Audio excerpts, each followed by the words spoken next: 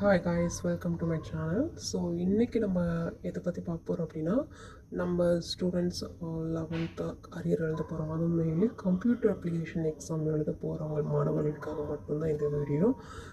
எதுக்காக அப்படின்னா, உங்களுக்கு இன்னும் கொஞ்சம் டேஸ் தான் இருக்குது. ஸோ உங்களால் இந்த கொஞ்சம் நேரத்தில் நிறைய படிக்க முடியாது இல்லையா? அதனால தான் இந்த வீடியோ உங்களுக்கு.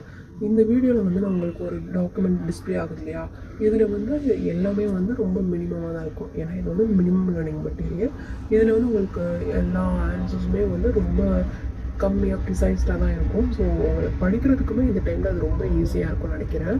ஸோ இந்த டாக்குமெண்ட்டில் ஃபஸ்ட்டு உங்களுக்கு எல்லா பாடத்தோடையும் 1 மார்க் இருக்குது. ஸோ அதை நல்லா ஃபஸ்ட்டு படிங்க, அதில் கான்சன்ட்ரேட் பண்ணுங்கள். அதுக்கப்புறம் ஒரு பாடத்தில் இருக்கிற 2 மார்க் 3 மார்க் 5 மார்க் அப்படின்றது உங்களுக்கு கன்ஃபியூ ஆகும். ஸோ இதிலலாம் 2 மார்க்லாம் பார்த்தீங்கன்னா அது ரொம்ப ரொம்ப ஷார்ட்டாகவே தான் இருக்கும். ஓகேவா? ஸோ நிறைய படித்து கிளியர் பண்ணணும் அப்படின்லாம் இல்லை. நீங்கள் வந்து ரொம்ப ரிலாக்ஸ்டாக படித்து கூட பாஸ் பண்ணலாம். ரொம்ப கஷ்டப்பட வேண்டாம். ஈஸியாக பாஸ் ஆகிறதுக்கான நிறைய வேஸ் இருக்குது. அதில் ஒன்று இதுதான். ஸோ இந்த மினிமம் லேர்னிங் மெட்டீரியல் வந்து நீங்கள் யூஸ் பண்ணி படிச்சிங்க அப்படின்னா அது உங்களுக்கு ரொம்ப யூஸ்ஃபுல்லாக இருக்கும். 2 மார்க்கில் ரொம்ப கம்மியாக இருக்கிறதுனால இதில் இருக்கிற பாயிண்ட்ஸ் மட்டும் நீங்கள் படிச்சுட்டு போங்க. அதுக்கப்புறம் ஒரு 10 லெசன்ஸ் வந்து நீங்கள் என்ன பண்ணுங்கள், ப்ரிப்பேர் பண்ணி வச்சுக்கோங்க.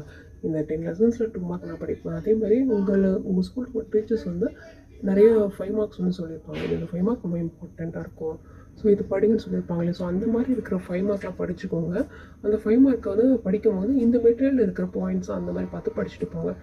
சரிங்களா? ஸோ இதில் ரொம்ப குட்டி குட்டியாக இருக்கும். ஸோ அந்த மாதிரி பார்த்து பார்த்து கொஞ்சம் படிச்சுட்டு போங்க.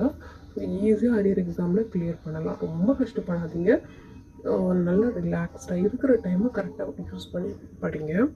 சொல்லவே மறந்துட்டேன். இந்த ஸ்டடி மெட்டீரியலை வந்து நான் டிஸ்கிரிப்ஷனில் லிங்க்காக நான் கொடுக்குறேன். ஸோ அதை யூஸ் பண்ணி நீங்கள் இந்த மெட்டீரியல் வந்து டவுன்லோட் பண்ணிக்கோங்க.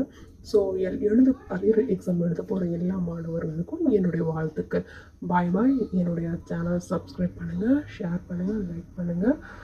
நீங்கள் கொடுக்குற ஒரு சப்ஸ்கிரைப் பொறுத்து தான் எனக்கும் நம்பிக்கை வரும். ஸோ அது மூலமாக நான் இன்னும் நிறைய வீடியோஸ் போடுறதுக்கும் அது எனக்கு ஒரு மோட்டிவேஷனாக இருக்கும். தேங்க்யூ. Bye guys.